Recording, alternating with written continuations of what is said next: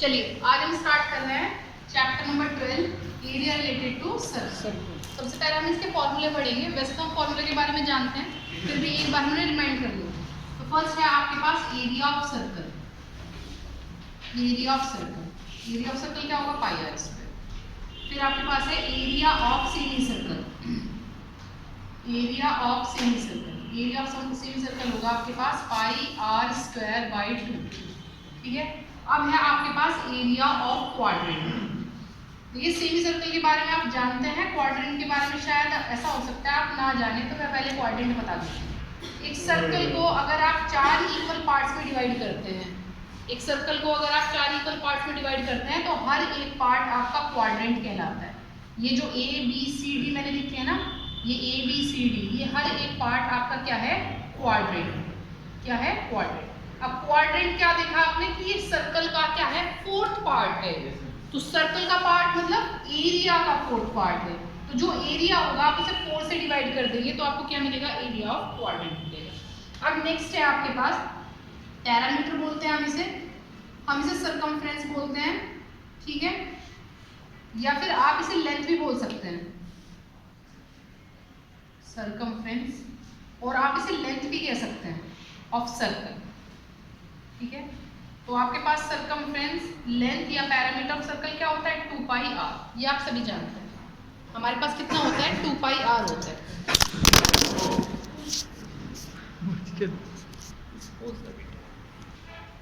Parameter और circumference of length of circle आपने देखा कितना था? 2 पाई आर। अब देखेंगे हम circumference of semi circle. Circumference of semi circle, तो हमारे पास सर्कमफ्रेंस ऑफ सेमी सर्कल क्या हो जाएगा? सर्कमफ्रेंस ऑफ सेमी सर्कल हो जाएगा 2 पाई आर अपॉन में 2। 2 पाई आर अपॉन में 2 क्या हो जाएगा? सर्कमफ्रेंस ऑफ सेमी सर्कल हमारे पास क्या हो जाएगा? 2 पाई आर अपॉन में 2। या आप इसे क्या लिख सकते हैं? और आप इसे लिख सकते हैं सिर्फ पाई आर। क्या लिख सकते हैं आप इसे? Pi r. नेक्स्ट देखिए, नेक्स्ट क्या है आपके पास? नेक्स्ट है हमारे पास circumference of semicircle, of semicircle with boundary. Semicircle with boundary. अब विद बाउंड्री वाला कॉन्सेप्ट क्या है? विद बाउंड्री वाला सुन लीजिए। मान लीजिए आपके पास कोई पार्क है, ये आपके पास कोई पार्क है और ये सेमी सर्कल है। मुझे क्या करना है बेटे? इसे ना इसकी 4 दीवारी करनी है, ये इसकी घेराबंदी करनी है। तो घेराबंदी या 4 दीवारी को आप क्या बोलते हैं? उसका पैरामीटर है ना बेटे, पैरामीटर तो बोलते हैं। तो अगर मुझे इसमें ना दीवार बनानी है तो ऐसा कोई है बस मैं दीवार यहाँ पर आपकी सेमी सर्कल पे बना के छोड़ दूंगी और कह दूंगी कि मैंने इसका क्या कर दिया बेटे? इसका पैरामीटर बना दिया या फिर इसकी 4 दीवारी कर दी। तो मुझे क्या करना पड़ेगा बेटे? जहाँ आपकी जो दूसरी दीवार है पार्क की, इस पे भी तो आपको क्या लगाना पड़ेगा? दीवार या तार, जो भी आप लगाना चाहते हैं। तो आपने इसे कहाँ से आपने इसे प्लस किया? देखो बेटे, सर्कमफ्रेंस ऑफ सेमी सर्कल है ये, प्लस आपकी जो बाउंड्री है, ये बाउंड्री भी तो है ना हमारी, और ये बाउंड्री आपकी क्या कहलाती है? डायमीटर कहलाती है। तो circumference of semicircle with boundary क्या हो जाएगा? पाई आर प्लस डी हो जाएगा, या फिर 2 आर भी लिख सकते हैं आप। ये क्लियर है? उसके बाद है आपके पास area of ring. Area of ring. अब एरिया ऑफ रिंग को सुनिए। ये सपोज कर ये आपके पास एक सर्कल है और ये दूसरा सर्कल है। अगर आप सेंटर से मेजर करेंगे तो ये रेडियस क्या हो जाएगी? स्मॉलर। और सेंटर से मेजर करेंगे तो ये रेडियस क्या हो जाएगी? कैपिटल। तो सिर्फ अगर आपको एरिया ऑफ रिंग निकालना है, जिसे मैं आपको दिखा रही हूँ, यहाँ शेड करके दिखा रही हूँ, वो बेटे आपके पास क्या है? एरिया ऑफ रिंग है ना। तो एरिया ऑफ रिंग का क्या मतलब होता है? बड़े वाले सर्कल में से आपको क्या करना है? छोटे वाला सर्कल माइनस करना है। तो बड़े वाले सर्कल का आपका एरिया क्या होगा? पाई आर स्क्वायर, और छोटे वाले का क्या हो जाएगा? Pi small r square. तो एरिया ऑफ रिंग का फॉर्मूला क्या हो गया? Pi into capital R square minus small r. ये क्लियर है? नेक्स्ट हमारे पास फॉर्मूला है number of revolution by B. ठीक है। बाय बी मतलब आप मान लीजिए अपने घर से यहाँ आए हैं बेटे, तो आप किसी ना किसी व्हीकल के थ्रू आए हैं। व्हीकल में आपके क्या लगे हैं? व्हील लगे हैं। अगर आपसे ये पूछा जाए कि भाई किसी एप्रोप्रिएट डिस्टेंस देकर कि वो आपने ये डिस्टेंस कंप्लीट किया, वो 4 किलोमीटर, 3 किलोमीटर, 2 किलोमीटर कुछ भी हो सकती है, और आपसे ये पूछा जाए कि वहाँ से 4 किलोमीटर डिस्टेंस जो आपने तय किया, उस डिस्टेंस में कितनी बार आपका पहिया घुमा है।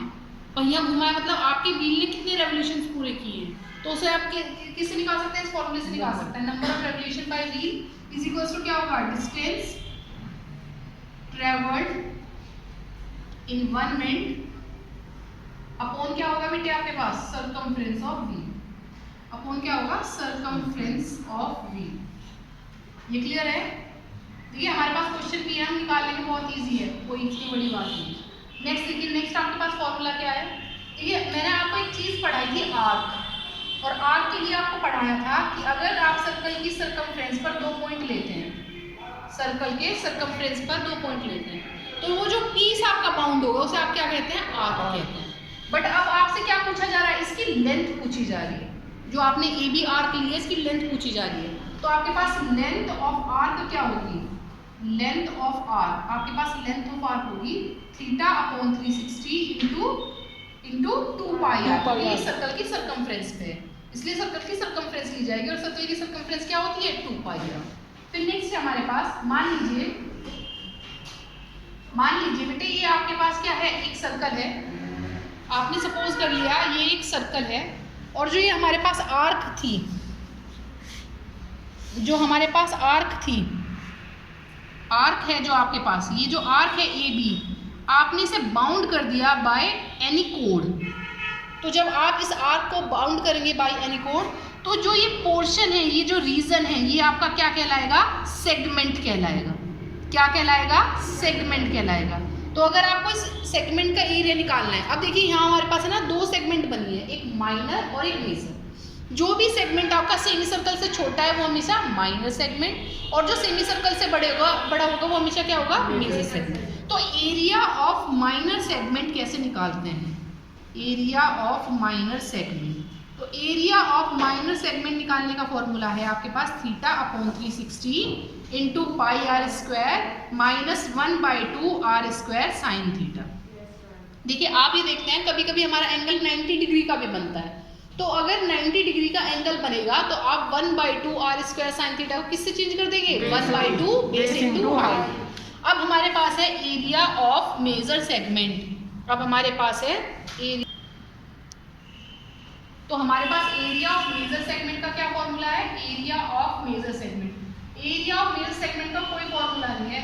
अब आपको इसमें करना क्या है, अगर मान लो कहीं मेजर सेगमेंट निकालना हो, पहली बात तो बहुत रेयर चांस में मेजर सेगमेंट पूछेगा, अगर निकालना होगा तो आपको करना क्या होगा, एरिया ऑफ सर्कल में से, एरिया ऑफ सर्कल में से आप माइनस कर देंगे क्या, एरिया ऑफ माइनर सेगमेंट। अब देखिए नेक्स्ट देखिए आप, नेक्स्ट हमारा फॉर्मूला है एरिया ऑफ सेक्टर। अब देखिए सेक्टर क्या होता है, पहले सेक्टर को समझ लीजिए, फिर हम उसके बाद सेक्टर का फॉर्मूला। सपोज करो ये आपका सर्कल है, आपने क्या करा, ये जो आर्क आपकी थी ए बी, इसे बाउंड कर दिया बाय रेडियसेस। किससे बाउंड कर दिया, रेडियस। और आपको पता है रेडियसेस कहाँ से ड्रॉ होती है, आपकी सेंटर से। सेंटर से आप सर्कल के किसी भी पॉइंट को मिलाते हैं ना, वो सब रेडियस कहलाती है। तो ये जब आपने रेडियसेस के थ्रू इसे बाउंड कर दिया, तो बेटे ये दोनों रेडियसेस एक दूसरे पर क्या हो रही है, इंक्लिंड हो रही है। जब ये इंक्लिंड होंगी, यहाँ कोई ना कोई आपका क्या बनेगा, एंगल बनेगा, जिसे आपने थीटा कह दिया। थीटा का मतलब है सिर्फ रिप्रेजेंट करने का तरीका एंगल को, वो एंगल कुछ भी हो सकता है आपका 10, 20, 30 जो भी होगा, ठीक है। थीटा का मतलब है वो रिप्रेजेंट कर रहा है। तो जो ये आपका पूरा रीजन बाउंड हुआ ना बाय 2 रेडियसेस और any arc with any appropriate angle, तो इस फिगर को जो आपकी बनी है बेटे, इसे क्या बोलेंगे आप, सेक्टर बोलेंगे। क्या बोलेंगे, सेक्टर बोलेंगे। क्या है आपके पास, अगर आप आर्क को बाउंड कर रहे हैं by 2 radiuses and any appropriate angle, तो वो रीजन आपका क्या कहलाएगा, सेक्टर कहलाएगा। तो एरिया ऑफ सेक्टर का फॉर्मूला क्या हो जाएगा, theta upon 360 into pi by. अब अगली बात ये है कि कोई मेरे से ये पूछता है कि हमें मेजर सेक्टर निकालना है। देखिए यहाँ बेटे मेजर सेक्टर का कोई फॉर्मूला नहीं है, बट हम फॉर्मूला बना सकते हैं। कैसे बना सकते हैं कि आपको ये कहा कि जब 2 रेडियसेस आपकी इंक्लिंड होंगी तो वो कोई ना कोई एंगल बनाएगी। बेटे जाहिर सी बात है, जब तक ये एंगल आपका स्ट्रेट लाइन नहीं बनता, मतलब डायमीटर नहीं बनता, तब तक एंगल कितना नहीं होगा, 180 नहीं होगा। तो सीधी सी बात, अगर हम यहाँ से एक बात सोचें, अगर एंगल 0 से बड़ा है और 180 से छोटा है तो वो क्या हो जाएगा, माइनर सेक्टर। और जैसे ही आपका एंगल क्या होगा, 180 से बड़ा और 360 से छोटा, तो वो क्या हो जाएगा बेटे, मेजर सेक्टर। तो अगर मुझे एरिया ऑफ मेजर सेक्टर लिखना भी है तो मैं डायरेक्ट लिख सकती हूँ एरिया ऑफ मेजर सेक्टर, क्योंकि आपको पता है जो सेंटर है ना, इस पर पूरा एंगल 360 डिग्री का बना है। और अगर मैं उसमें से माइनर एंगल निकाल लूँ, माइनर एंगल निकाल लिया, माइनर एंगल बनाया मेरा कितना थीटा, तो 360 minus theta upon 360 into pi r square, ये डायरेक्ट फॉर्मूला हो जाएगा किसका, एरिया ऑफ मेजर सेक्टर का। तो ये डायरेक्ट फॉर्मूला किसका हो जाएगा, एरिया ऑफ मेजर सेक्टर किसके इक्वल होगा, 360 minus theta upon 360 into pi r square. क्योंकि यहाँ पर हमारे पास जो एंगल है ना बेटे, एंगल के ऊपर ही डिपेंड करता है कि वो सेक्टर आपका माइनर है या मेजर है। क्योंकि देखो बेटे, आप ये सोच रहे रेडियस के ऊपर आपका डिपेंड करना चाहिए, रेडियस के ऊपर आपका डिपेंड कर ही नहीं सकता, क्योंकि एक सर्कल में सारे रेडियस क्या होती हैं, इक्वल होती हैं। तो यहाँ exercise 12.1 question number 1 is the radius of two circle are 19 and 9 centimetre. जो रेडियस है दो सर्कल की वो 19 और 9 सेंटीमीटर है रेस्पेक्टिवली। इसने कहा find the radius of circle which has circumference equals to the sum of circumference of two circle. इसने कहा है कि हमारे पास दो सर्कल है बेटे, एक सर्कल है और ये दूसरा सर्कल, इन दोनों की सरकमफ्रेंस को आप ऐड करते हैं तो इनकी कुछ ना कुछ रेडियस होंगी।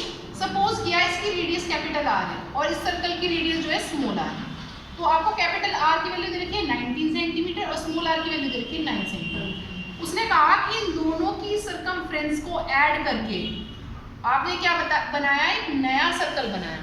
आपने क्या बनाया, नया सर्कल बनाया। तो आपको क्या करना है, जो नया सर्कल बना है उसकी रेडियस फाइंड आउट करनी है। क्या करनी है, उसकी रेडियस फाइंड आउट करनी है। तो कर देंगे बेटे, हमें करना ही क्या है, हमें सिर्फ मात्र इसमें लिखना है circumference of first circle plus क्या लिखना है, सरकमफ्रेंस ऑफ सेकंड सर्कल, ठीक है, is equals to circumference of resulting circle. हाँ, सरकमफ्रेंस ऑफ न्यू सर्कल, ये भी सही है, न्यू सर्कल। तो सरकमफ्रेंस ऑफ फर्स्ट सर्कल क्या होगा हमारे पास, 2 pi capital R. Circumference of second circle क्या होगा, 2 पाई स्मॉल आर।